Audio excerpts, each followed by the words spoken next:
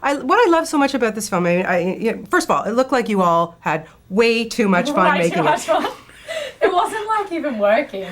We got on so well, and I think also because John Turteltaub has this amazing energy. He's so bubbly and excited all the time, and you bring that to set, and that obviously like uplifts everyone's spirits, and we're just like having a ball and laughing and goofing around. I think it's such a great concept for a film, The Sorcerer's Apprentice, taking something out of Fantasia and making a whole film about it. Were you, as a kid even, do you have memories of that film? Absolutely. I loved Fantasia, and it's such an iconic story, and I remember watching it with my mum when I was a little girl, and the music would come on, we would dance around to the music, and I felt very nostalgic when I was watching this movie, and that scene came on, and I was like getting ready for it, and I was so excited to see it, and then the music starts coming on, it gets louder and louder, and I just thought it was the most endearing scene in the movie, and it brought back all these really happy, fond memories. Yeah, it's such a fantastic movie, but like I say, this one is just, it doesn't stop from beginning to end. It does not, yeah. For you, this is your first big American, and you're plopped into the middle of this set and all of these special effects and this. How was it for you getting adjusted to something like that? It was pretty overwhelming, but in a really wonderful way. Like, I would get to set and I'd feel like, oh God, they're gonna find out. Like, I don't know what I'm doing. But it was actually amazing and challenging and very eye-opening. And it's a difficult thing to have to act against a green screen and act with one of the PAs. One of the PAs would be standing, like, waving a wand, and they're like, this is the fire, react to this. And you're like, wow! So it's something you had to kind of get used to, and it took me a few days to get into it. Yeah. But Jay is such a brave actor, and he puts so much of himself in the movie, and he just, any circumstance that got thrown at him, he just was like, all right, I'll do it. And, I think that rubbed off on me, and I have him to thank for that. Well, I want to ask you about Jay because, of course, him being Canadian, and we're just so proud of him. He's just done so well this year alone. But, I'm wondering what your audition was like, because he's the kind of guy where when you're across, you cannot keep a straight face. How do you not stop laughing? He's so funny. Well, that was a good thing, was that we were laughing the entire audition. And I actually knew Jay beforehand. We were supposed to do another film together a couple of years back.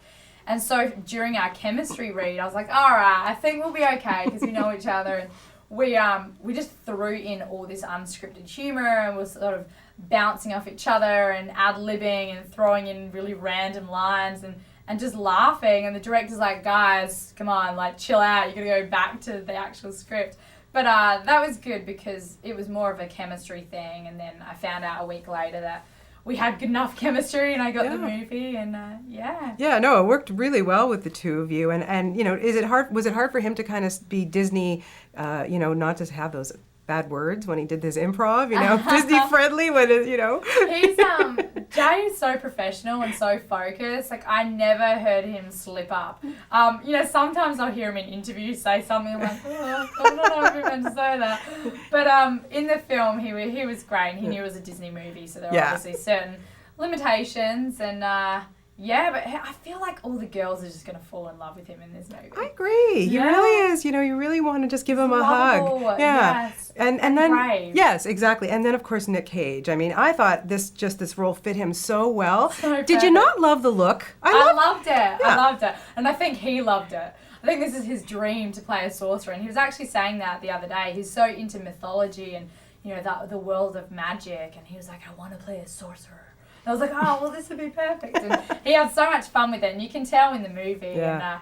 And I think he sort of goes back to his days, in Raising Arizona, and he's just finding this quirky character, and he really does well in this movie. It really works for him. Okay, and so now that you're part of the Jerry Bruckheimer family, one of my favorite TV shows is The Amazing Race. I just love that show. Oh, it's so cool. It is the best. So I wanted to know if when Jerry Bruckheimer decides to do his celebrity Amazing Race, who would you want as your partner and why? Who do I want?